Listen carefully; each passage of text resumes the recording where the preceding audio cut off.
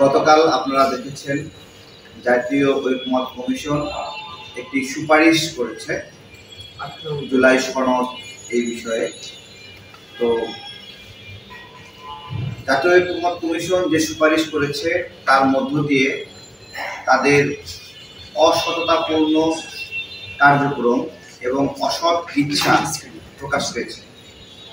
আমরা সেই জায়গা থেকে ঐকমত্য কমিশনকে বলতে চাই, এই ছিল আপনাদের মনে? এইভাবে আপনারা প্রতারণা করবেন? এই শয়তানি নিয়ে আজকে মাসের পরে মাস আমাদেরকে একসঙ্গে বসালেন। যেদিন গণভোটের প্রশ্ন উঠল সেদিন সময় আমরা আশ্চর্য হয়েছিলাম যে দেশের মানুষ ভাবছে জাতীয় নির্বাচনের মধ্য দিয়ে একটা নির্বাচিত সরকার। ঠিক সেই সময়টাতে প্রশ্ন তুলল প্রথমে গণভোট।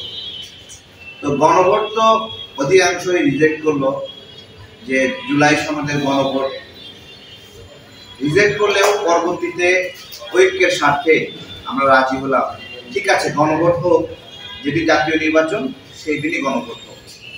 একই দিনে আমরা জুলাই সনদের বিষয়ে গণভোট অংশ নেব।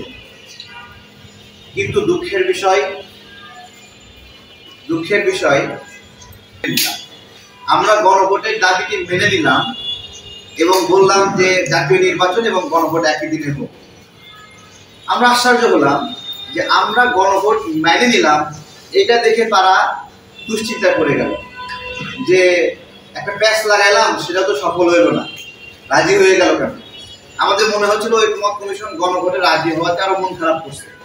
তারা চাচ্ছিল যে এক পক্ষ গণভোট চাইবে আর এক পক্ষ গণভোট চাইবে না, এই বিষয়ে একটা দ্বন্দ্ব চলতে থাকবে এবং তাদের নির্বাচন প্রক্রিয়া, তাদের ক্ষমতা বিলম্বিত করার বিষয়টি অনেক লম্বা হয়ে যাবে। তো সেই জায়গাতে আমরা দেখলাম যে আমাদের এনসিপি ভাইরাও রাজি হয়ে গেল প্রথম দিনে যে হ্যাঁ ঠিক আছে, নির্বাচন এবং গণভোট একই দিনে হবে। অদ্ভুতভাবে তারা পরের দিন আবার পল্টি হইল যে না, গণভোট এবং জাতীয় নির্বাচন একসঙ্গে হওয়া যাবে না।